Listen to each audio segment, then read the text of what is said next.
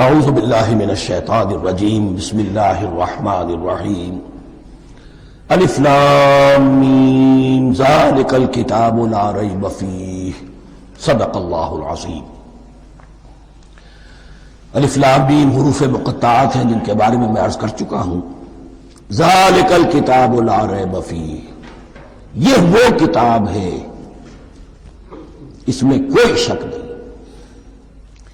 الکتاب اس لیے کہا گیا ہے کہ قرآن مجید کی پیشین گوئیاں اور خوشخبریاں سابقہ کتابوں میں موجود تھیں، اور چونکہ اس سورہ مبارکہ میں اصل خطاب کا رخ جو ہے وہ ہے سابقہ امت مسلمہ کی طرف، تو ذالک کتاب نہیں کہا گیا، ذالک کتاب لا ریب فیہ نہیں، ذالک الکتاب یہ وہ کتاب ہے، کتاب موعود ہے جس کی پیشین گوئیاں تورات اور انجیل میں موجود تھیں۔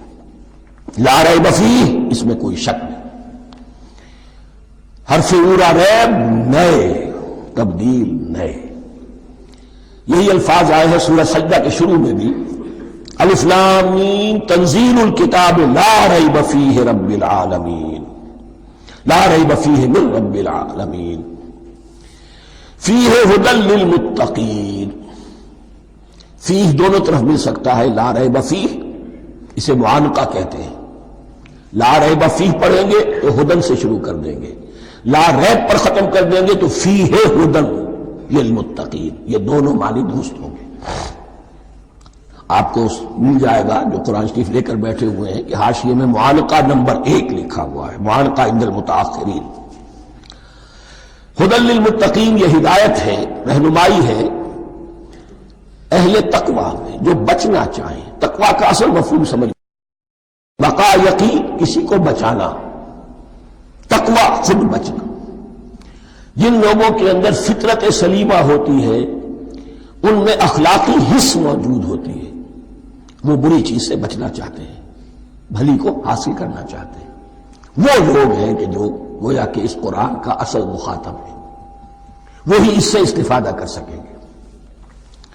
الذین یؤمنون بالغیب، اب ان کے کچھ اوصاف، یہ اصل میں بہت زیادہ واضح ہوتا ہے تعویل خاص کے اعتبار سے کہ دیکھ لو درخت کو اپنے پھل سے پہچانتے ہیں، اس قرآن کے پھل موجود ہیں نا، یہ ابو بکر اور عمر اور عثمان اور علی کون ہیں؟ یہ جو مہاجرین آئے ہیں چل کر، مدینے والوں دیکھو یہ کون ہیں، ان کی شخصیتیں کیا ہیں، ان کا کردار کیا ہے، ان کے اوصاف کیا ہے، یہ کس درخت کے پھل ہیں، یہ اس بینہ کے پھل ہیں، یہ اس ذکرہ کے پھل ہیں۔ بینہ رسول من اللہ یتلو صحفا مطہرۃ فیہا کتب قیمہ، یہ اس شجرہ مبارکہ کے پھل ہیں، دیکھ لو ان کے کیا شب و روز ہے۔ الذین یؤمنون بالغیب، جو غیب پر ایمان رکھتے ہیں۔ تعویل عام کے اعتبار سے اس کا بہت اہم مفہوم ہوگا، جو یہ طے کر لے کہ سوائے مادے کی دنیا کے مجھے اس سے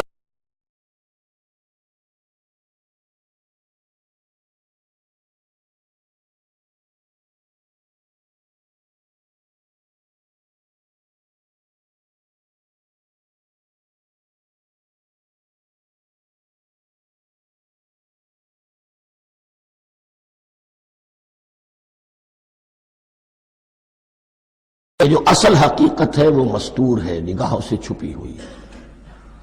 سامنے جو کچھ نظر آ رہا ہے، ایک انگلستان کے بہت بڑے فلسفی کی کتاب کا عنوان ہے appearance and reality, reality and appearance, Bradley کی کتاب۔ اپیئرنس جو کچھ نظر آ رہا ہے یہ حقیقت نہیں، حقیقت اس کے پیچھے ہے۔ اور کنفیوشس کا ایک جملہ ہے جو بہت بڑا حکیم اور فلسفی تھا، چین کا بہت بڑا حکیم اور فلسفی، اور ہو سکتا ہے کہ نبی ہو، واللہ عالم، ہم کہہ نہیں سکتے۔ اس کی تعلیم بڑی اخلاقی تعلیم ہے، اور اس کا جملہ سنیے، یہ یؤمنون بالغیب کی اس سے زیادہ صحیح تشریح ممکن نہیں۔ There are certain things, there's nothing more real than what cannot be seen. And there's nothing more certain than what cannot be heard. وہ حقائق جو آنکھوں سے نہیں دیکھے جا سکتے اور کانوں سے نہیں سنے جا سکتے، ان سے زیادہ یقینی اور واقعی حقائق اور کوئی نہیں۔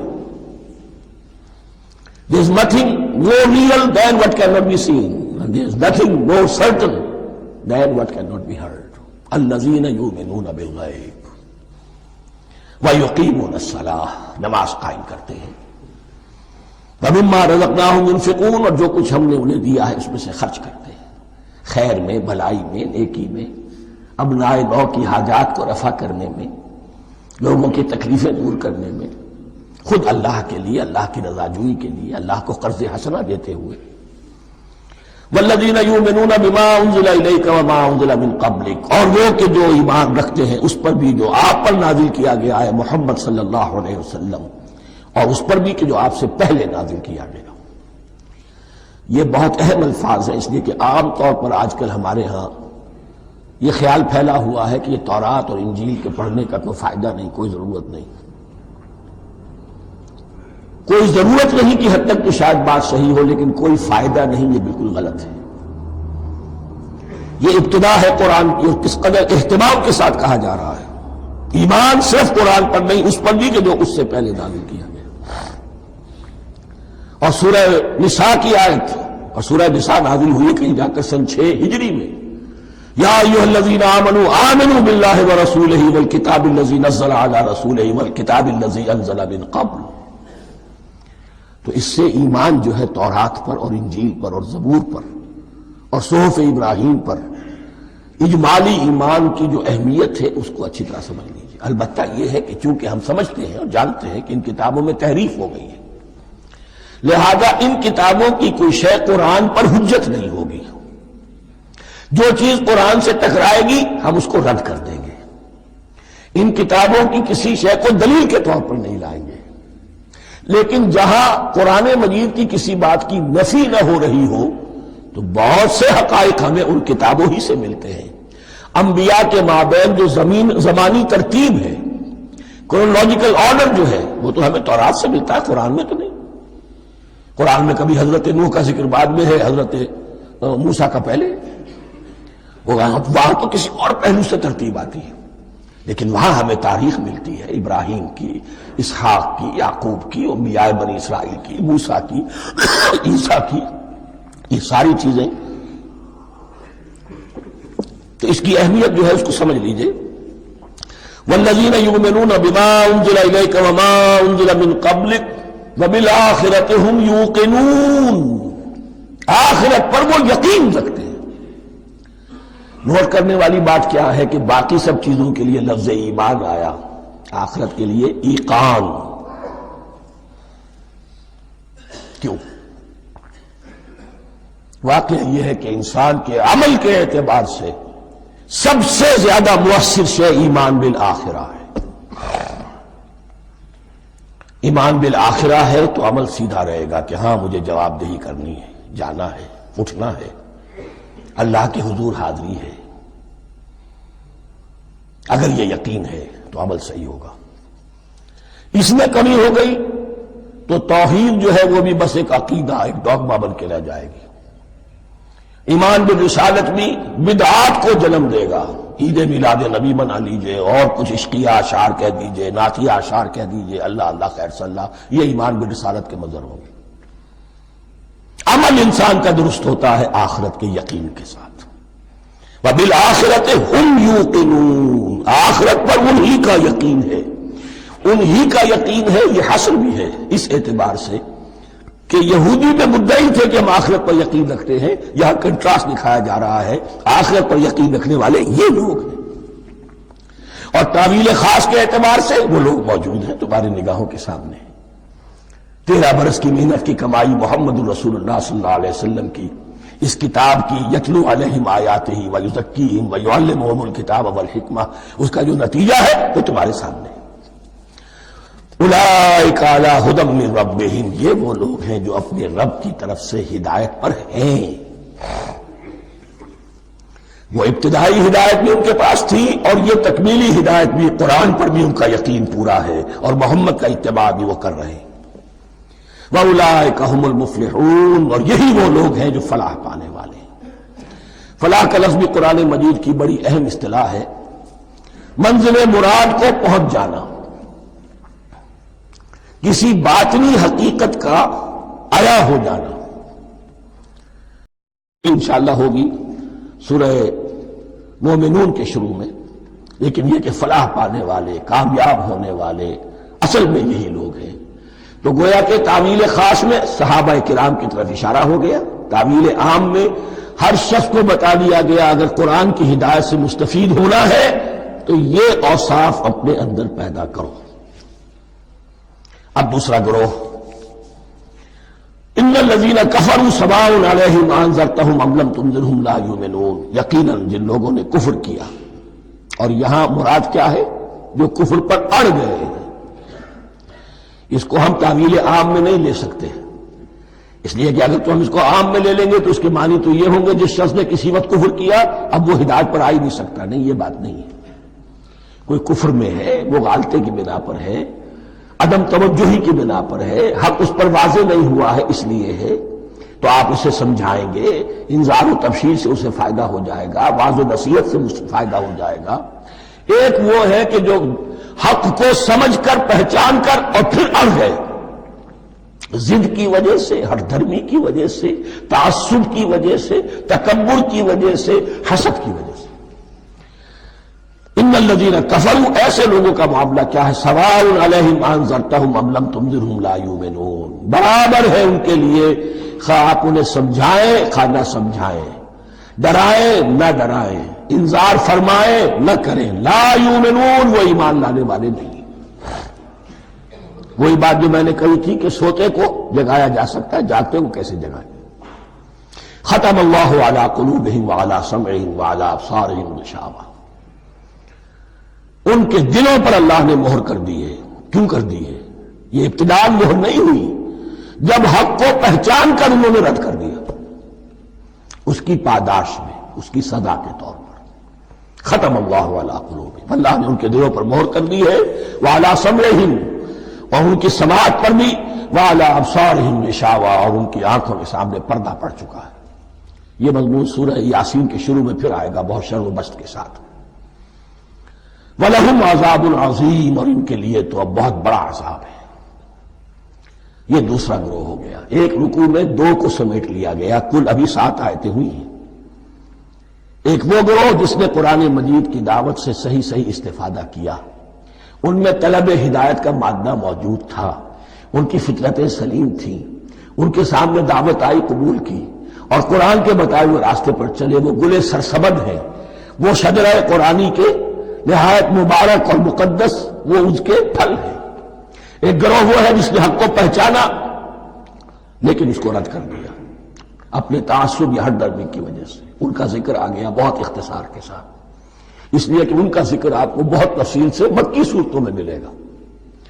اب آیا تیسرا گروہ، وَمِنَ النَّاسِ، اور لوگوں میں کچھ ایسے بھی ہیں، مَن يَقُولُ آمَنَّا بِاللَّهِ وَبِالْيَوْمِ الْآخِرِ وَمَا هُم بِمُؤْمِنِينَ، جو کہتے تو یہ ہے کہ ہم ایمان رکھتے ہیں اللہ پر بھی اور یوم آخر پر بھی، مگر وہ حقیقت میں مومن نہیں ہے۔ یہاں ایک بات سمجھ لیجئے، اکثر اور بیشتر مفسرین نے اس تیسری کیٹیگری کے بارے میں یہی رائے قائم کی ہے کہ یہ منافقین مذکور ہیں یہاں، اگرچہ لفظ منافق یا لفظ نفاق نہیں آیا یہاں، لیکن مولانا نیاز اصلاحی صاحب نے ایک رائے ظاہر کی ہے جو بڑی قیمتی ہے، وہ یہ کہ یہاں ایک کردار کا نقشہ کھینچ دیا گیا ہے۔ غور کرنے والے غور کر لیں، دیکھ لیں، جس پر بھی وہ چسپاں ہو جائے۔ اور بالفعل جب یہ آیات نازل ہو رہی تھی تو دو طبقات پر یہ کردار نگاری جو ہے، یہ جو شخصیت کا ہیولہ کھینچا جا رہا ہے، وہ دو کے اوپر راست آ رہا تھا۔ ایک علماء یہود،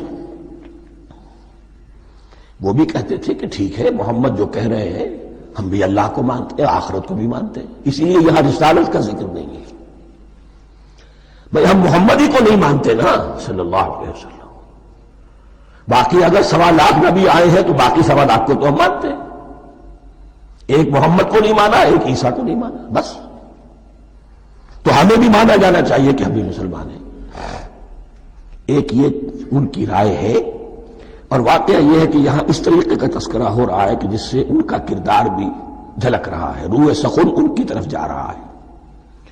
مجھے یاد ہے اپنی 10ویں جماعت کے زمانے میں دہلی میں نے دیکھا تھا کیناٹ سرکس وہاں کا ایک بڑی مارکیٹ ہوتی تھی، تو جوتے کی دکان پہ بہت بڑا جوتا لٹکایا ہوا تھا، بہت بڑا، اور لکھا تھا free to home it fits, جس کے پاؤں میں یہ ٹھیک ٹھیک آ جائے وہ لے جائے اس کو۔ تو یہ free to home it fits ہے، ایک کردار ہے۔ اب یہ کردار جس کے اوپر بھی فٹ بیٹھ جائے، ان میں یقیناً زیادہ تو غلبہ یہی ہے جو مفسرین کی رائے ہے، منافقین کا معاملہ جو ہو رہا ہے، لیکن یہ کردار بعین نہیں فٹ بیٹھ رہا ہے یہود کے علماء پر۔ اور یہ بھی نوٹ کر لیجئے کہ جو مدینہ منورہ میں نفاق کا جو پودا پروان چڑھا ہے، بلکہ پودا نہیں کہنا چاہیے، جھاڑ جھکاڑ جو پروان چڑھا ہے، وہ یہودیوں کے زیر اثر، جیسے جنگل کے اندر بڑے بڑے درخت بھی ہوتے ہیں اور اندر جو ہے نیچے جھاڑیاں بھی ہوتی ہیں، تو یہ نفاق کا جھاڑ جھکاڑ جو ہے وہ یہودی علماء کا جو پودا تھا اور بہت بڑا تھا، اس میں کوئی شک نہیں، اس کے سائے میں پروان چڑھا ہے۔ ان دونوں میں معنوی ربط بھی ہے۔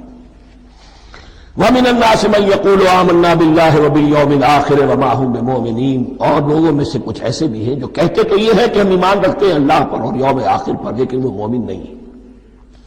يُخَادِعُونَ اللَّهَ وَالَّذِينَ آمَنُوا وَمَا يَخْدَعُونَ إِلَّا أَنفُسَهُمْ، وہ دھوکہ دینے کی کوشش کر رہے ہیں اللہ کو اور اہل ایمان کو۔ یہ یخادعون جو ہے یہ باب مفعلہ ہے، باب مفعلہ میں کشمکش ہوتی ہے، کشاکش ہوتی ہے، لہذا ترجمہ میں نے کیا کوشش کر رہے ہیں۔ وما يخدعون الا انفسهم، یہ ثلاثی مجرد میں آ گیا، اور نہیں دھوکہ دے رہے مگر صرف اپنے آپ کو۔ یہ یقینی ہے اپنے آپ کو تو دھوکہ دے رہے ہو، لیکن یہ کہ اللہ اور اس کے رسول کو، اللہ اور اہل ایمان کو دھوکہ نہیں دے سکتے۔ سورہ نساء کی آیت نمبر 142 میں یہ کھل کر منافقین کے بارے میں یہی الفاظ آئے ہیں، ان المنافقین یخادعون اللہ وہو خادعہم، یقیناً منافقین جو ہے وہ اللہ کو دھوکہ دینے کی کوشش کر رہے ہیں اور اللہ انہیں دھوکہ دے رہا ہے۔ فی قلوبہم مرض، ایک لفظ اور رہ گیا، وما یشعرون، انہیں اس کا شعور نہیں ہے۔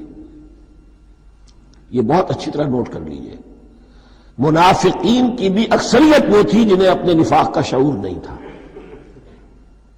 وہ اپنے تئیں سمجھتے تھے اپنے آپ کو مسلمان، وہ کہتے تھے یہ بے وقوف لوگ ہیں، محمد رسول اللہ کے بارے میں کہتے تھے یہ خام خواہ جو ہے انہوں نے لڑائی بھڑائی مول لے لی ہے اہل مکہ کے ساتھ، کیا ضرورت ہے، امن کے ساتھ جو ہے بات کرنی چاہیے۔ وہ سمجھتے تھے کہ ہم خیر خواہ ہیں، ہم بھلی بات کہہ رہے ہیں، یہ بے وقوف لوگ ہیں، دیکھتے نہیں کہ کس سے ٹکرا رہے ہیں، ہاتھ میں اسلحہ نہیں ہے اور لڑائی کے لیے جا رہے ہیں، تو بے وقوف تو یہ ہے۔ لیکن وہ سمجھتے تھے کہ ہم تو بڑے مخلص ہیں، ہم مصلح ہیں، تو ما یشعرون بہت ضروری ہے۔ بعض لوگ منافق ایسے بھی تھے کہ جو اسلام میں داخل ہی ہوتے تھے دھوکہ دینے کی خاطر، اور ان پہ پہلے دن سے واضح ہوتا تھا کہ ہم مسلمان نہیں ہیں، ہم نے اسلام کا لبادہ اوڑھا ہے صرف دھوکے کے لیے۔ اس کا ایک ذکر سورہ آل عمران میں آئے گا، لیکن اکثر و بیشتر منافقین دوسری طرح کے تھے جنہیں اپنے نفاق کا شعور حاصل نہیں تھا۔ فی قلوبہم مرض، ان کے دلوں میں ایک روگ ہے، بیماری ہے۔ یہ روگ اور بیماری کیا ہے؟ ایک لفظ میں اس کو تعبیر کیا جائے، کردار کی کمزوری، ویکنیس آف کیریکٹر۔ ایک شخص وہ ہوتا ہے کہ جو سمجھتا ہے یہ حق ہے، حق سے بعد آباد، اب جو ہو سو ہو۔ ایک حق کو حق پہچان کر رد کر دیتا ہے، وہ کافر ہو گیا۔ ایک حق کو حق پہچان کر آیا تو صحیح، لیکن ویکنیس آف کیریکٹر کی وجہ سے قوت ارادی کمزور ہے، آخرت بھی چاہتے ہیں، دنیا کو بھی ہاتھ سے دینے کو تیار نہیں، یہاں کا بھی کوئی نقصان نہ ہو اور آخرت کا بھی سارا بھلا ہمیں مل جائے۔ یہ وہ لوگ ہیں در حقیقت کہ اس کو کہا روگ۔ فی قلوبہم مرض فزادہم اللہ مرضا، تو اللہ نے ان کے مرض میں اضافہ کر دیا۔ یہ اللہ کی سنت ہے، آپ حق پر چلنا چاہیں حق کا راستہ آپ کے لیے آسان کر دے گا، آپ برائی کی طرف جانا چاہیں بڑی سے بڑی برائی آپ کے لیے ہلکی ہوتی چلی جائے گی، کوئی خاص بات ہی نہیں، چلو یہ بھی کر گزرو، جب یہ کر لیا تو یہ بھی کر گزرو۔ اور اگر آپ بین بین لٹکنا چاہیں تو اللہ اسی پہ چھوڑ دیتا ہے۔ ٹھیک ہے، آپ سمجھتے ہیں ہم کامیاب ہو رہے ہیں، ہم نے مسلمانوں کو بھی دھوکہ دے لیا، وہ ہمیں مسلمان سمجھتے ہیں، اور یہودیوں کو بھی دھوکہ دے لیا، وہ سمجھتے ہیں کہ ہم ان کے ساتھی ہیں، تو سمجھا کامیاب ہو رہے ہیں، حقیقت میں کامیابی نہیں۔ فی قلوبہم مرض فزادہم اللہ مرضا ولہم عذاب علیم بما کانوا یکذبون، اور ان کے لیے تو دردناک عذاب ہے۔ عذاب عظیم کا لفظ آیا تھا اوپر کفار کے لیے، وَلَهُمْ عَذَابٌ عَظِيمٌ، 7ویں آیت ختم ہوئی، اور عذاب علیم کا لفظ آیا یہاں، ان کے لیے دردناک المناک عذاب ہے، بما کانوا یکذبون، بسبب اس جھوٹ کے جو وہ بول رہے تھے۔ وَإِذَا قِيلَ لَهُمْ لَا تُفْسِدُوا فِي الْأَرْضِ، اور جب ان سے کہا جاتا تھا مت فساد کرو زمین میں، مراد کیا ہے اس سے؟ کہ جب محمد کو مان لیا کہ اللہ کے رسول ہیں، اب ٹھیک ٹھیک پیروی کرو، ان کے پیچھے چلو، ان کا حکم ہے تو جنگ کے لیے نکلو، ان کی طرف سے تقاضا آتا ہے مال پیش کرو، اور اگر تم اس سے کتراتے ہو تو فساد مچا رہے ہیں، جماعتی زندگی کے اندر فتنہ و فساد پیدا کر رہے ہیں۔ وَإِذَا قِيلَ لَهُمْ لَا تُفْسِدُوا فِي الْأَرْضِ قَالُوا إِنَّمَا نَحْنُ مُصْلِحُونَ، وہ کہتے تھے نہیں ہم تو صلح کرانے والے ہیں، اصلاح کرنے والے ہیں، ہم چاہتے ہیں لڑنا بھیڑنا کوئی اچھی بات نہیں ہے، ٹکراؤ تصادم یہ کوئی اچھے کام تھوڑا ہی ہے، بس ٹھنڈے ٹھنڈے دعوت دیتے رہو، جو چاہے قبول کر لے، جو چاہے رد کر دے، خام خواہ یہ ٹکرانا اور یہ جنگ کرنا اور اللہ کے دین کو غالب کرنے کے لیے یہ قربانی دو اور یہ مصیبت جھیلو اور یہ مشقت برداشت کرو اور یہ چیز چھوڑو اور یہ ترک کرو، یہ کاہے کے لیے؟ وَإِذَا قِيلَ لَهُمْ لَا تُفْسِدُوا فِي الْأَرْضِ قَالُوا إِنَّمَا نَحْنُ مُصْلِحُونَ أَلَا إِنَّهُمْ هُمُ الْمُفْسِدُونَ وَلَٰكِن لَا يَشْعُرُونَ، آگاہ ہو جاؤ کہ وہی ہے مفسد، فساد پھیلانے والے، اس لیے کہ محمد رسول اللہ کی دعوت ہے زمین میں اصلاح کے لیے، اس اصلاح کے لیے کچھ آپریشن کرنا پڑے گا، مریض اس درجے کو پہنچ چکا ہے کہ آپریشن کے بغیر اس کی شفا نہیں ہوگی، اب اگر تم اس کے راستے میں رکاوٹ بنتے ہو تو در حقیقت تم فساد مچا رہے ہو، لیکن تمہیں اس کا شعور نہیں ہے۔ الا انہم ہم المفسدون ولکن لا یشعرون، پھر دیکھیے نوٹ کیجئے، شعور نہیں ہے، شعوری نفاق اور شے ہے، غیر شعوری نفاق ہے کہ جس کا یہ سارا تذکرہ ہو رہا ہے۔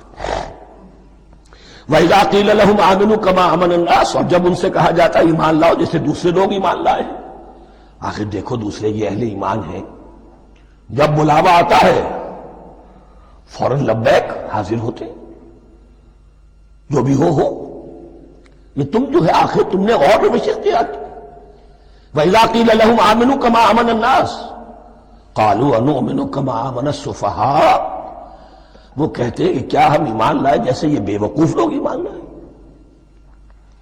انہیں تو اپنے نفع کی فکر، نہ نقصان کی فکر، نہ خطرات کا کوئی خیال، نہ اندیشوں کا کوئی گمان، جان جائے مال جائے، اولاد کو چھوڑ دیں، گھر بار چھوڑ کے آ گئے ہیں، ان سے بڑے بے وقوف کون ہوں گے؟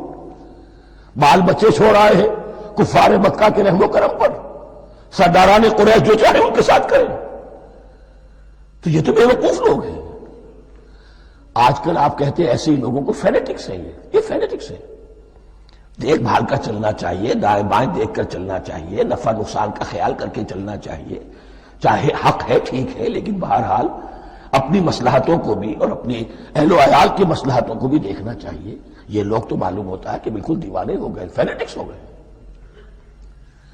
وَإِذَا قِيلَ لَهُمْ آمِنُوا كَمَا آمَنَ النَّاسُ قَالُوا أَنُؤْمِنُ كَمَا آمَنَ السُّفَهَاءُ أَلَا إِنَّهُمْ هُمُ السُّفَهَاءُ وَلَٰكِن لَا يَعْلَمُونَ، آگاہ ہو جاؤ کہ وہی بے وقوف ہے لیکن انہیں علم نہیں ہے، وہ صادق الایمان جو ایمان کی ہر تقاضے کو پورا کرنے کے لیے ہر وقت حاضر ہیں، ان سے بڑا عقل مند کوئی نہیں، ان سے بڑا سمجھدار کوئی نہیں، انہوں نے یہ جان لیا ہے کہ اصل زندگی آخرت کی زندگی ہے، یہ نہیں ہے، یہ تو عارضی ہے، کل نہیں آج ختم ہو جائے، آج نہیں ابھی ختم ہو جائے، کیا فرق پڑے گا، جانا تو ہے، اب نہیں تو کل، کل نہیں تو پرسوں، جانا تو ہے، تو عقل تو ان کے اندر ہے۔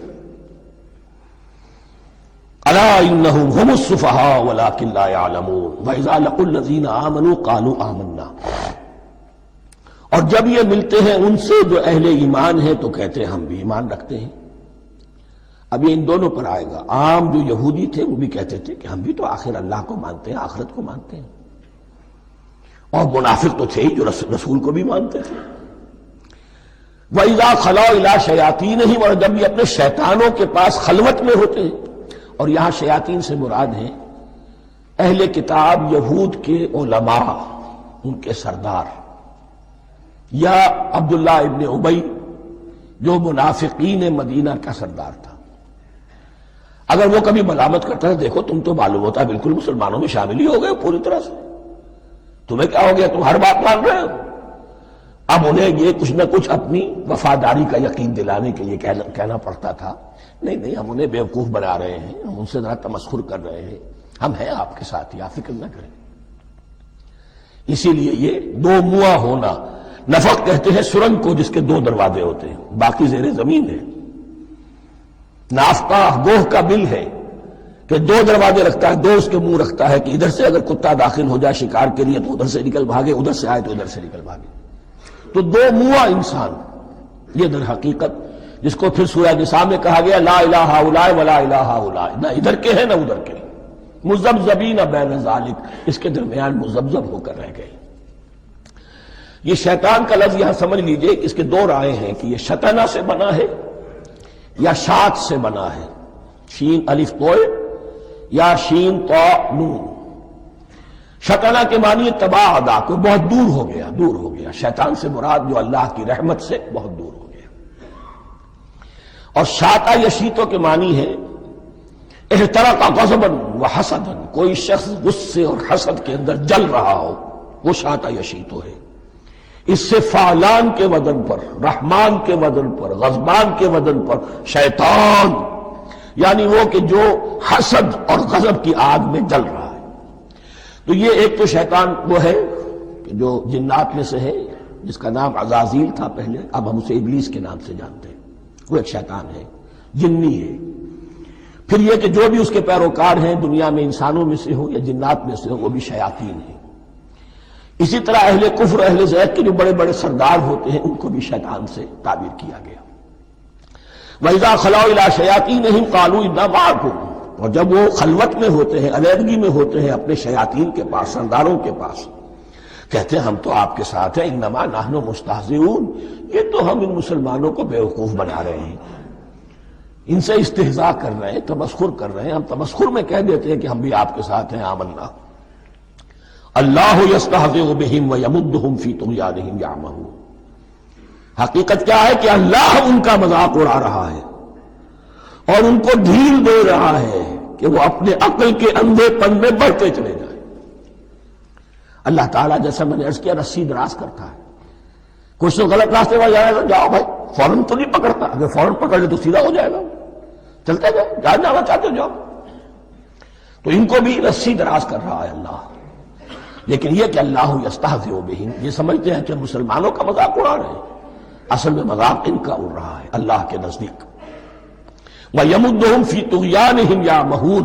اب یہاں ذرا نوٹ کر لیجئے، یہ دو لفظ آئیں گے، عین میم اور ہا، امر ہے کے ساتھ. ایک ہے عین میم اور یا، امر. تو عین اور میم تو مشترک ہے یا آخر میں فرق ہوگا. عین میم اور ہا ہوگا، اس کے معنی عقل کا اندھا، دل کا اندھا. آنکھیں تو ہے لیکن دل کا اندھا ہے، عقل کا اندھا ہے. اور عین میم یا جو آنکھوں کا اندھا ہو، عمیون اندھے، اعمیٰ اندھا. تو یہاں فرمایا انا معکم انما نحن مستہزئون اللہ یستہزئ بہم ویمدہم فی طغیانہم یعمہون. اللہ ان کو اس جو ان کی عقل کے اندھے پن میں جو یہ بڑھتے چلے جا رہے ہیں، اللہ بھی ان کی رسی دراز کر رہا ہے تاکہ یہ جہاں تک جانا چاہتے چلے جائیں. اولئک الذین اشتروا الضلالۃ بالہدی، یہ وہ لوگ ہیں کہ جنہوں نے ہدایت کے عوض گمراہی خرید لی ہے. دیکھیے بڑا پیارا انداز ہے یہ. ایک شخص کے سامنے دونوں آپشنز تھے، ایک نے گمراہی کو چھوڑا، ہدایت لے لی، چاہے قیمت دینی پڑی، تکلیفیں اٹھانی پڑی، آزمائشوں میں سے گزرنا پڑا، قربانیاں دینی پڑی، ہدایت لی. اور ایک شخص نے ہدایت دے کر گمراہی لے لی. آسانی تو ہو گئی، فوری تکلیف سے تو بچ گئے، لا الہ الا ولا الہ الا دونوں طرف سے اپنے آپ کو بچا لیا۔ لیکن حقیقت میں سب سے زیادہ گھاٹے کا سودا یہی ہے، اولئک الذین اشتروا الضلالۃ بالہدی، ہدایت دے کر اور ضلالت خرید لی ہے، فما ربحت تجارتہم، تو ان کی تجارت ان کے حق میں ہرگز مفید نہیں ہوئی۔ اب یہاں بھی دیکھیے، را با اور ہے ہا، ربحا اس کے معنی نفع، صحیح نفع، جائز نفع۔ را با اور وا ربا وہ سود، وہ بھی اضافہ ہے، وہ بھی بڑھوتری ہے، لیکن وہ حرام ہے۔ ایک ہے تجارت کے اندر جو نفع ہو جائے وہ رب ہے، را با اور ہا یہ نفع ہے جو جائز نفع ہے۔ را با اور وا ربا یہ کیا ہے؟ یہ سود ہے، یہ حرام ہے۔ را اور با مشترک ہے، آگے ہا آگے اور با اس کا فرق ہے۔ فما ربحت تجارتہم وما کانوا مہتدین، ان کی تجارت ان کے حق میں ہرگز مفید نہیں ہوئی اور نہیں ہے اب یہ ہدایت پانے والے۔ مثلہم، اب یہاں دو تمثیلیں آ رہی ہیں بڑی پیاری۔ پہلی تمثیل ہے کفار کے بارے میں، دوسری تمثیل ہے یہ بین والے لوگوں کے بارے میں۔ پہلوں کے لیے کیا تمثیل ہے؟ مثلہم کمثل الذی استوقد نارا، ان کی مثال اس شخص کی سی ہے جس نے آگ روشن کی۔ ایک نقشہ کھینچا جا رہا ہے، اندھیری شب ہے جدا اپنے قافلے سے ہے تو، تیرے لیے ہے میرا شعلہ نوا قندیل۔ اندھیری شب ہے، قافلہ بھٹک رہا ہے، کچھ لوگ بڑی ہمت کرتے ہیں، اندھیرے میں بھی ادھر ادھر سے لکڑیاں جمع کرتے ہیں اور آگ روشن کر دیتے ہیں۔ لیکن عین اس وقت جب آگ روشن ہوتی ہے کچھ لوگوں کی بینائی سلب ہو جاتی ہے۔ پہلے وہ اندھیرے میں اس لیے تھے کہ روشنی نہیں تھی، اب وہ اندھیرے کے اندھیرے میں رہ گئے کہ روشنی تو خارج میں آ گئی، اپنی اندر کی روشنی گل ہو گئی، بصارت سلب ہو گئی۔ یہ مثال ہے ان کفار کی کہ حضور کی آمد سے پہلے سب بھٹک رہے تھے، کوئی حقیقت واضح نہیں تھی، قافلہ انسانیت بھٹک رہا تھا اندھیری شب میں۔ محمد رسول اللہ آئے، انہوں نے آگ روشن کر دی، اب راستہ کھل گیا، ہدایت واضح ہو گئی۔ لیکن کچھ ضد یا تعصب یا تکبر یا حسد کی بنیاد پر کچھ لوگوں کی اندر کی بینائی زائل ہو گئی، تو وہ تو ویسے کے ویسے بھٹک رہے ہیں، جیسے پہلے اندھیرے میں تھے ویسے ہی اب اندھیرے میں ہے۔ روشنی میں آنے والے تو وہ ہیں، دیکھ لو جن کا ذکر سب سے پہلے ہوا ہے۔ مثلہم کمثل الذی استوقد نارا، اس شخص کی سی ہے کہ جس نے آگ روشن کی۔ فلما اضاءت ما حولہ، جب اس آگ نے اپنے ماحول کو گردا گرد کو روشن کر دیا، ذهب اللہ بنورہم، اللہ ان کی نور بصارت کو لے گیا، سلب کر لیا اللہ نے۔ وترکہم فی ظلمات لا یبصرون، اور چھوڑ دیا انہیں ان اندھیروں کے اندر کہ وہ کچھ نہیں دیکھتے۔ صم بکم عمی فہم لا یرجعون، اسم کہتے ہیں بہرے کو، سم جمع ہے اس کی، سمن۔ اب کمو کہتے ہیں گونگے کو، بکمن اس کی جمع ہے۔ آما کہتے ہیں اندھے کو، عمیون اس کی جمع ہے۔ یہ بہرے ہیں، گونگے ہیں، اندھے ہیں، فہم لا یرجعون، اب یہ لوٹنے والے نہیں۔ یہ کون ہے؟ ابو جہل ہے، ابو لہب ہے، ولید بن مغیرہ ہے، عقبہ ابن ابی معیط ہے۔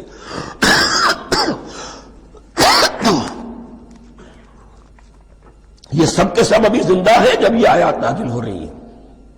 ابھی تو غزوہ بدر ہوگا سن 2 ہجری میں، اور اس میں یہ سب جو ہے واصل جہنم ہوں گے، ابھی تک تو ہے نا۔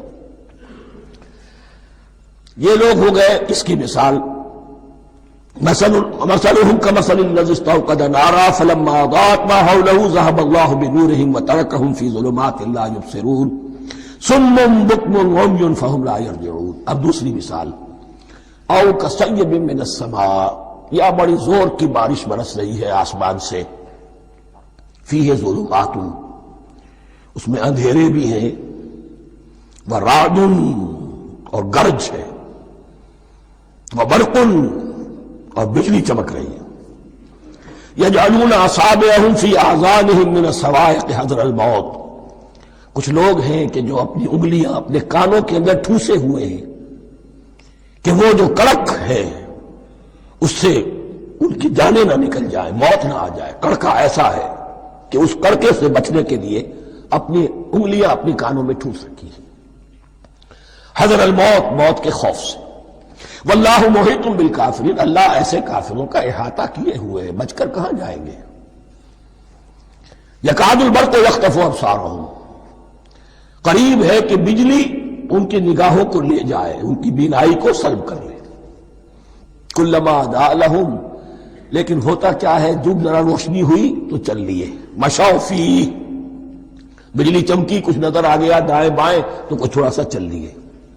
وَإِذَا أَظْلَمَ عَلَيْهِمْ، اور جب تاریکی ان پر طاری ہو گئی، قاموا، کھڑے کے کھڑے رہ گئے۔ یہ نقشہ ہے ان کا کہ ایک طرف بارش ہو رہی ہے، قرآن مجید ہے، آسمان سے نازل ہو رہا ہے، یہ ماہ مبارکہ ہے، یہ کتاب مبارکن ہے، لیکن یہ کہ اس کے ساتھ کڑکے ہیں، گرج ہے، کفر سے مقابلہ ہے، کفر کی طرف سے دھمکیاں ہیں، اندیشے ہیں، خطرات ہیں، امتحانات ہیں، آزمائشیں ہیں۔ ذرا کہیں حالات کچھ بہتر ہوئے، کچھ جسے بریدنگ سپیس کہتے ہیں ملی، تو تھوڑا سا چل لیے، ہم بھی مسلمان ہیں، کوئی خاص موقع نہیں ہے، کسی جنگ کے لیے بلایا نہیں جا رہا ہے، تو بڑھ چڑھ کے باتیں کر رہے ہیں، اپنے ایمان کا اظہار بھی کر رہے ہیں۔ جیسے ہی کوئی آزمائش آئی قاموا، چھٹک کر کھڑے کے کھڑے رہ گئے۔ وَلَوْ شَاءَ اللَّهُ لَذَهَبَ بِسَمْعِهِمْ وَأَبْصَارِهِمْ، اللہ چاہتا تو ان کی سماعت اور بصارت کو بھی سلب کر لیتا، لیکن اللہ کا قانون یہی ہے، جو جہاں رہنا چاہے اس نے آزادی ارادہ دی ہے انسان کو۔ تم اگر مومن صادق بن کر رہنا چاہتے ہو، اس کو آسان کر دے گا تمہارے لیے۔ تم نے اپنے تعصب کی وجہ سے، اپنے تکبر کی وجہ سے کفر کا راستہ اختیار کیا، اللہ اسی کو کھول دے گا۔ تم بیچ میں لٹکنا چاہتے ہو، لٹکتے رہو، اللہ تعالیٰ جو ہے جبرن کسی کو نہ حق پہ لائے گا، نہ جبرن کسی کو باطل پر لے کر جائے گا۔ اس لیے کہ جبر اگر ہو تو پھر امتحان کا معاملہ ختم، پھر جزا و سزا بیکار ہے، غیر منطقی ہے، غیر معقول ہے۔ ان اللہ علی کل شیء قدیر، یقیناً اللہ تعالیٰ ہر چیز پر قادر ہے۔ یہ دو رکوع اس اعتبار سے کہ انسانی شخصیتوں کا سمجھنا، اور جیسا کہ میں نے عرض کیا، تعویل عام ذہن میں رکھیے، جب بھی کبھی کوئی دعوت حق اٹھے گی، اگر وہ واقعتاً کل کے کل حق کی دعوت ہے اور اس میں انقلابی رنگ ہے کہ باطل سے پنجہ آزمائی کرنی ہے، باطل کو نیچا دکھانا ہے، حق کا غلبہ کرنا ہے، تو یہ تین قسم کے افراد لازماً ہمیشہ وجود میں آ جائیں گے۔ ان کو پہچاننا، ان کے کردار کی جو اصل جو اس کے پیچھے پس منظر ہے، اس کو جاننا بہت ضروری ہے۔ میں وقفہ کر رہا ہوں ذرا بھائی۔ الرحمن الرحیم، اب جو تیسرا رکوع آ رہا ہے سورہ بقرہ کا، اس میں قرآن کی دعوت کا خلاصہ ہے۔ قرآن کیا ماننے کی دعوت دیتا ہے، اس کی پکار کیا ہے۔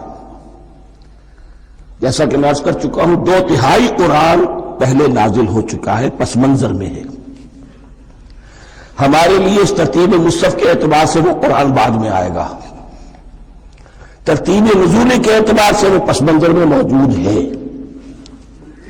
لیکن چونکہ یہاں پر مصحف کے اندر یہاں سے آغاز کیا جا رہا ہے، لہذا اس کا خلاصہ جو ہے لب لباب یہ ایک رکوع میں، اور قرآن کے فلسفے کا اور اس کے بعد نہایت ہی اہم جو موضوعات ہیں اور مسائل ہیں، ان کا ذکر پھر چوتھے رکوع میں۔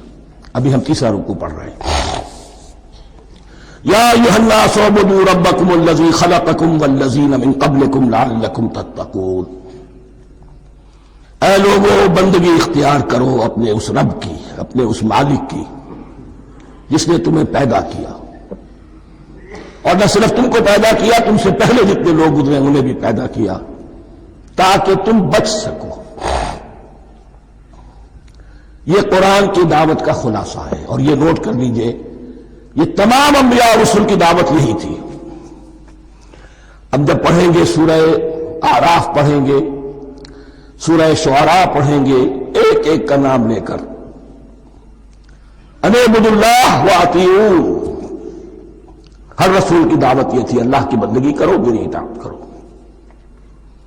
یا قوم اعبدوا اللہ ما لکم من الہ غیرہ، اے میری قوم کے لوگوں اللہ کی بندگی کرو، تمہارا کوئی الہ اور معبود اس کے سوا نہیں ہے۔ پھر حضور قرآن یہی عبادت رب انسان کی تخلیق کی غایت ہے، وما خلقت الجن والانس الا لیعبدون، ہم نے جنوں اور انسانوں کو پیدا ہی صرف اس لیے کیا ہے کہ ہماری بندگی کریں۔ لیکن یہاں ایک فرق بہت بڑا ہے، تمام رسولوں کی دعوت یہی ہے، محمد الرسول اللہ کی بھی یہی ہے، لیکن بڑا فرق کیا ہے؟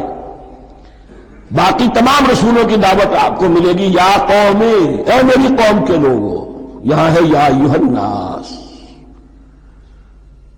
اے بنی آدم، اے بنی نوع انسان۔ معلوم ہوا کہ تمام رسول حضور سے پہلے صرف اپنی اپنی قوموں کی طرف آئے ہیں، پہلے اور آخری اور کامل رسول ہیں اللہ کے محمد صلی اللہ علیہ وسلم، جن کی دعوت آفاقی ہے۔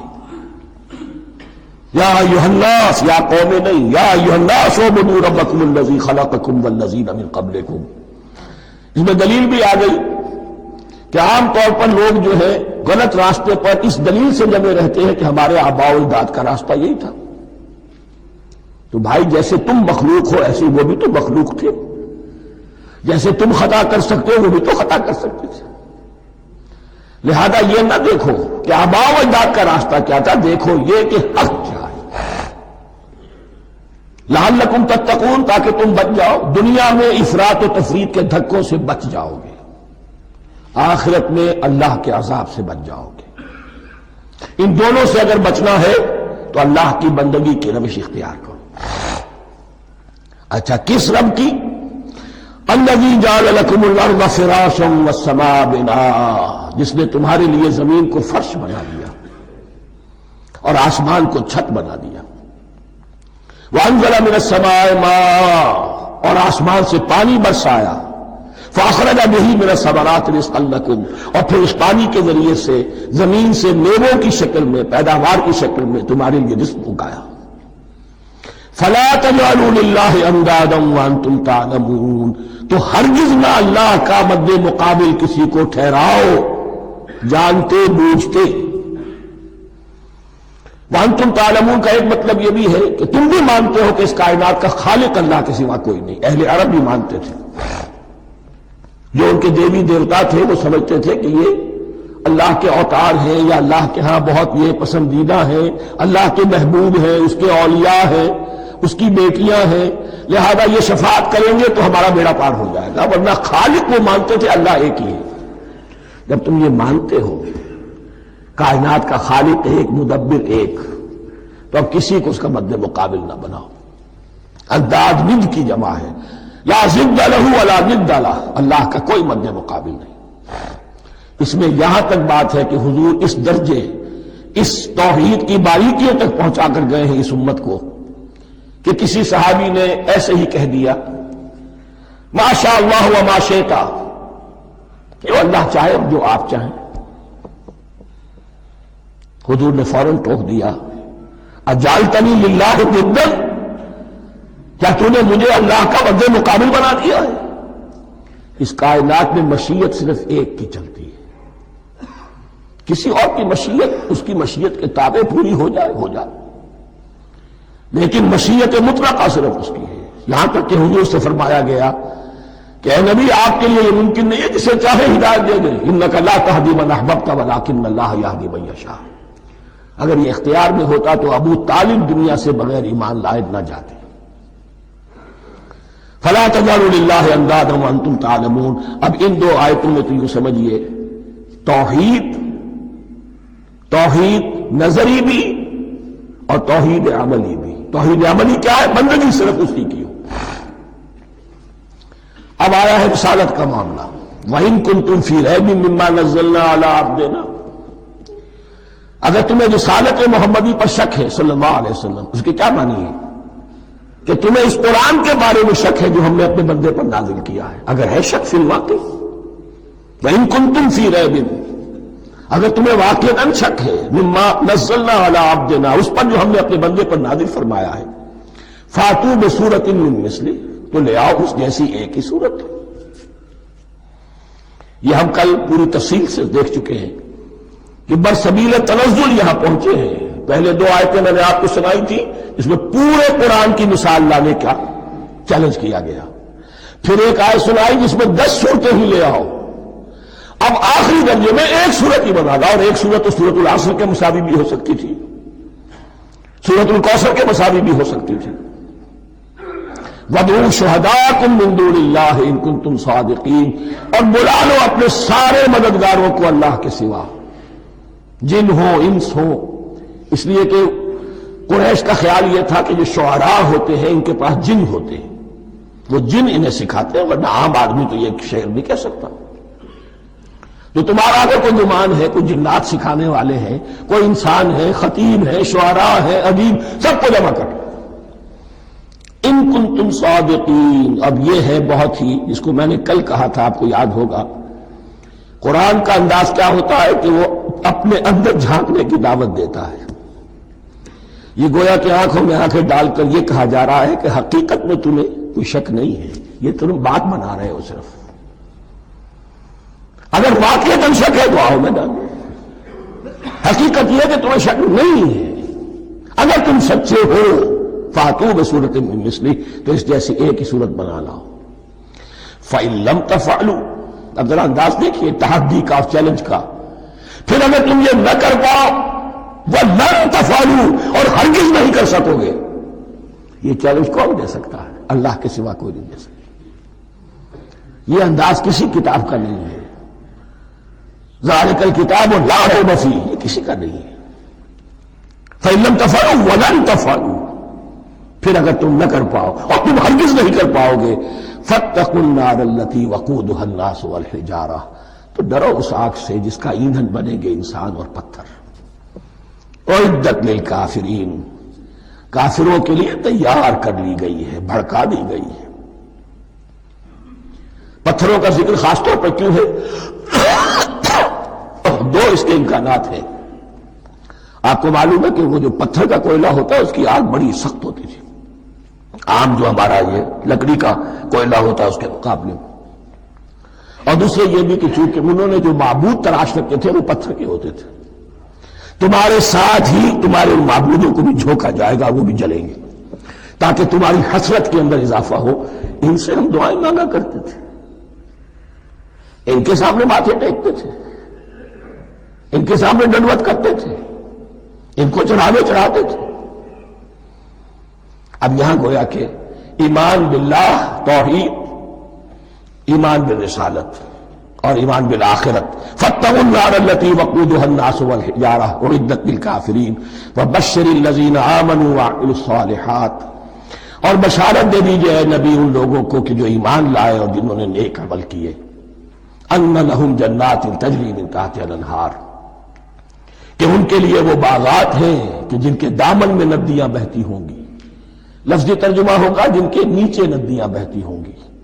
مراد اس سے کیا ہے؟ عام فطری باغ وہ ہوتے تھے کہ جس میں ذرا اونچائی پر جو ہے درخت لگے ہوئے ہیں اور دامن میں ندی بہ رہی ہے، تو اس سے خود بخود جو ہے وہ اریگیشن، نیچرل اریگیشن ہو رہی ہے، درختوں کے جڑوں تک پانی پہنچ رہا ہے. 12 ترجمہ آپ لفظی کریں، ان کے نیچے ندیاں بہتی ہوں گی یا یہ کہ جن کے دامن میں ندیاں بہتی ہوں گی. کلما رزقوا منها من ثمرۃ رزقا، جب بھی کبھی انہیں دیا جائے گا کوئی پھل رزق کے طور پر کھانے کے لیے جنت میں، قالوا هذا الذي رزقنا من قبل، وہ کہیں گے یہ تو وہی شے ہے جو ہمیں پہلے بھی ملتی تھی. اس کا ایک مفہوم یہ ہے، یہ جو نزل ہے، ابتدائی جو ہے دعوت ہے، ابتدائی ضیافت جو ہوگی اس میں وہی چیزیں کہ جو معروف ہے، جانی پہچانی ہے. یہ رمان، یہ دیکھیے یہ انار آ رہا ہے خوبصورت، یہ انگور ہے خوبصورت، یہ نخیل ہے، یہ نخل ہے، یہ رطب ہے، لیکن ذائقے کی کوئی نسبت و تناسب بھی نہیں ہوگا. وہ کہیں گے یہ وہی شے ہے جو ہمیں پہلے ملتی تھی. وَوُتُوبِهِ مُتَشَابِهَةٌ، مشابہ تو ہوگی وہ، لیکن ان کے ذائقے میں زمین و آسمان کا فرق ہوگا. اور ایک یہ بھی مفہوم لیا گیا کہ آخرت میں جنت میں بھی وہی میوے ملتے رہیں گے، لیکن ان کا ذائقہ بدلتا رہے گا، شکل وہ ہوگی لیکن ذائقہ وہ نہیں رہے گا کہ جس سے انسان کی پھر طبیعت بڑھ جاتی ہے ایک ہی شے کو کھاتے ہوئے. وَلَهُمْ فِيهَا أَزْوَاجٌ مُطَهَّرَةٌ، اور ان کے لیے ہوں گے اس میں بہت ہی پاک باز نہایت پاک کی ہوئی بیویاں ہوں گی. ازواج مطہرۃ وہم فیہا خالدون، اور اس میں رہیں گے ہمیشہ ہمیش. یہ تو تین جو اصول ہیں دین کے دعوت ایمان، توحید اور رسالت اور معاد، ایمان باللہ، ایمان بالرسول، ایمان بالآخرہ. اب ذرا کچھ ضمنی مسائل ہیں کہ جو بعض کفار کی طرف سے، بعض معتزلین کی طرف سے پیش ہوتے تھے، وہ کبھی بھی اس چیلنج کا مقابلہ تو نہ کر سکے، میدان میں تو نہ آ سکے.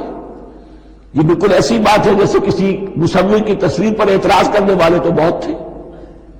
جب کہا گیا کہ ذرا یہ لیجیے قلم، اس کو ٹھیک کر دیجیے، یہ برش آپ کے ہاتھ میں دیتا ہوں، اب سب پیچھے ہٹ گئے. تو کوئی صورت قرآن کے مقابلے میں لانا وہ تو ان کے لیے ممکن نہیں تھی، لیکن ادھر ادھر سے اعتراضات کرنے کے لیے جو زبانیں کھلتی تھی ان میں سے ایک اعتراض نقل کیا جا رہا ہے. وہ یہ تھا کہ وہ کہتے تھے کہ قرآن مجید میں مکھی کی تشبیہ آئی ہے، یہ تو بڑی حقیر سی شے ہے. اعلیٰ کلام ہو اور اعلیٰ متکلم ہو ایسی حقیر چیزوں کا تذکرہ نہیں کرتا. بیت العنکبوت مکھی کا بھی ذکر ہے قرآن میں، اتنی حقیر شے کا، یہ کوئی اعلیٰ کلام نہیں. اس کا جواب دیا جا رہا ہے کہ اصل میں کہیں تشبیہ بیان کرنی ہے، تمثیل بیان کرنی ہے، تو دیکھنا یہ کہ جس شے کے لیے تشبیہ دی جا رہی ہے اس کی مناسبت والی شے ہو. شے کوئی بہت حقیر ہے تو کسی عظمت والی شے سے آخر کیسے تشبیہ دی جائے گی؟ وہ تو کسی حقیر شے سے ہی تشبیہ دی جائے گی تو جو اصل مقصد ہے تشبیہ کا وہ پورا ہوگا.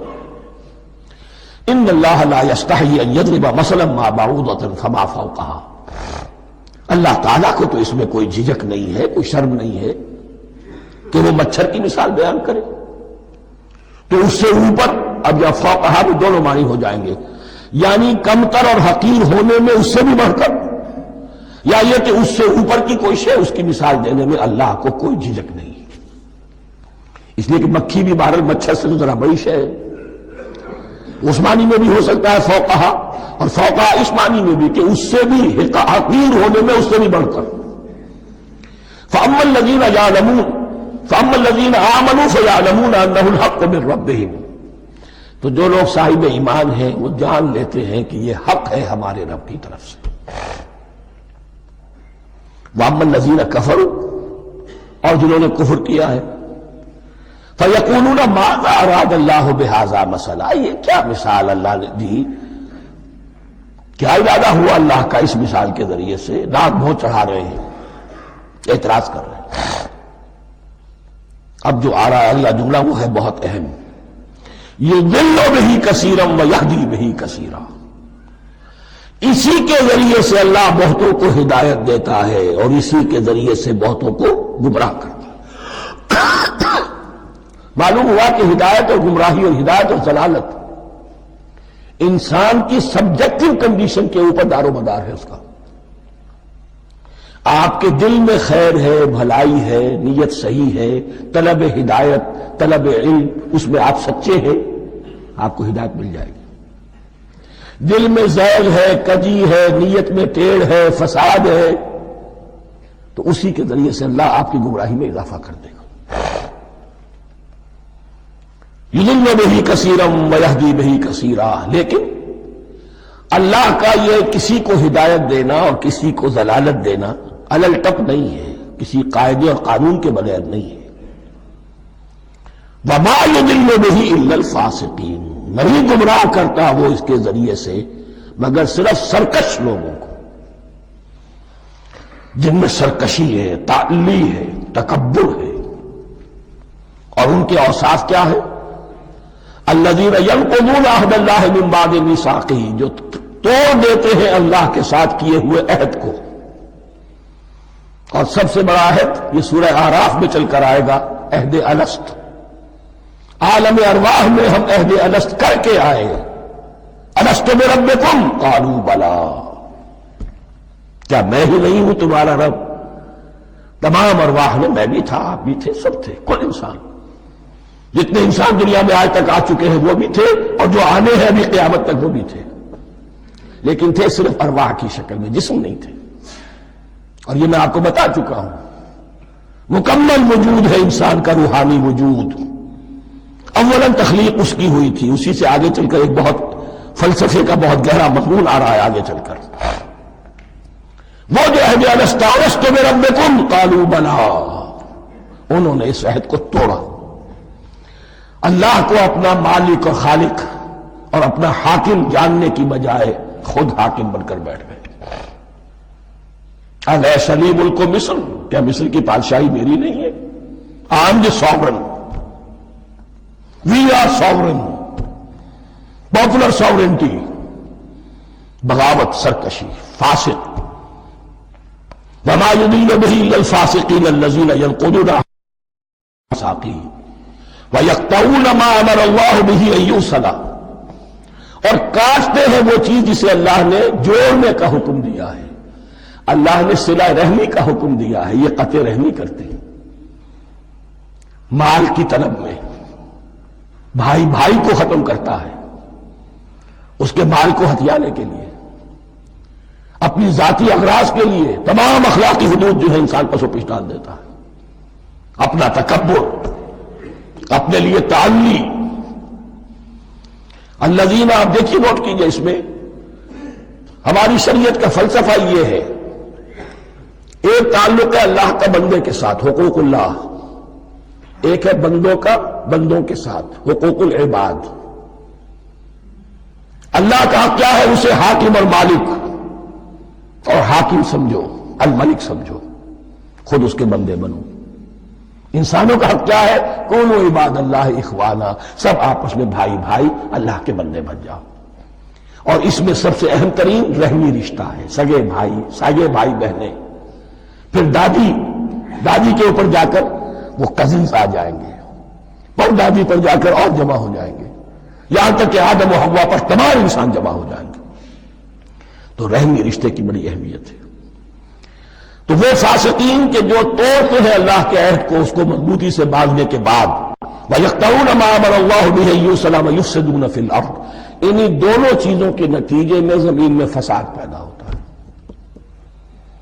یا اللہ کی اطاعت سے باغی ہو گئے، اور یا آپس میں ایک دوسرے کی گردنیں کاٹنے لگے۔ اولئک ھم الخاسرون، یہی لوگ ہیں جو بالآخر خسارے میں، آخری اور دائمی خسارے میں رہنے والے ہیں۔ کیف تکفرون باللہ وکنتم امواتا، تم کیسے کفر کرتے ہو اللہ کا؟ بڑا پیارا انداز ہے۔ وکنتم امواتا، تم مردہ تھے، فاحیاکم، تمہیں زندہ کیا، ثم یمیتکم، پھر تمہیں مارے گا، ثم یحییکم، پھر جلائے گا، ثم الیہ ترجعون، پھر تم اس کی طرف لوٹ جاؤ گے، لوٹا دیے جاؤ گے۔ یہاں وہ بات آ گئی جو آج نگاہوں سے بالکل اوجھل ہو چکی ہے۔ یہ ہم دنیا میں آنے سے پہلے مردہ تھے، کیا مانی؟ یہ مضمون آ کر اصل میں سورہ غافر یا سورہ مومن میں چل کر اس کی پوری وضاحت ہوگی، لیکن چونکہ یہاں تذکرہ ہو چکا ہے عہد الست کا، ہماری پہلی تخلیق ہوئی عالم ارواح میں، ارواح کی صورت میں، پھر ہمیں سلا دیا گیا، وہ ہماری پہلی موت تھی۔ مردہ جو ہے معدوم نہیں ہوتا، مردہ ہوتا ہے، بے جان ہوتا ہے، سویا ہوا ہوتا ہے، اور موت کو اور نیند کو تشبیہ دی گئی ہے۔ پھر ہمیں اس جسد کے ساتھ یہاں زندہ کیا گیا، پھر موت طاری ہوگی، پھر ہمیں زندہ کیا جائے گا۔ یہ آیت جیسا کہ میں نے عرض کیا بہت بڑی اور بڑی گہری حکمت اور فلسفہ قرآن کی آیت ہے۔ کیسے اللہ کا انکار کرتے؟ کنتم اموات، تم مردہ تھے، سوئی ہوئی ارواح کی شکل میں تھے، فاحیاکم، تمہیں جگایا اس جسد کے ساتھ، زندہ کیا، ثم یمیتکم ثم یحییکم، پھر تمہیں مارے گا، پھر جلائے گا، ثم الیہ ترجعون، پھر تم اس کی طرف لوٹا دیے جاؤ گے۔ اور اب اس کے بعد جو آخری آیت ہے، هو الذی خلق لکم ما فی الارض جمیعا، اس نے تمہارے لیے بنایا ہے جو کچھ بھی زمین میں ہے۔ اس میں خلافت کا مضمون آ گیا۔ حدیث میں آتا ہے انما الدنیا خلقت لکم وانتم خلقتم للآخرہ، یہ دنیا تمہارے لیے بنائی گئی ہے، تم آخرت کے لیے بنائے گئے ہو۔ الذی خلق لکم ما فی الارض جمیعا، اس لیے کہ اگلی آیت پھر آ رہی ہے خلافت کی آیت، سارا کچھ زمین میں یہ بستر جو بچھایا اور یہ کائنات کو زمین کو سجایا تمہاری خلافت کے لیے۔ ثم استوى الى السماء فسواهن سبع سماوات، پھر وہ متوجہ ہوا آسمانوں کی طرف اور انہیں 7 آسمانوں کی شکل میں بنا دیا۔ جیسا کہ میں کل عرض کر چکا ہوں، یہ تاحال ابھی یہ آیات متشابہات میں سے ہے، 7 آسمانوں کی کیا حقیقت ہے ہم اس سے ابھی پورے طور سے واقف نہیں۔ وَهُوَ بِكُلِّ شَيْءٍ عَلِيمٌ، اور اسے ہر شے کا علم حقیقی حاصل ہے۔ بارک اللہ لی ولکم فی القرآن العظیم ونفعنی وإیاکم بالآیات والذکر الحکیم۔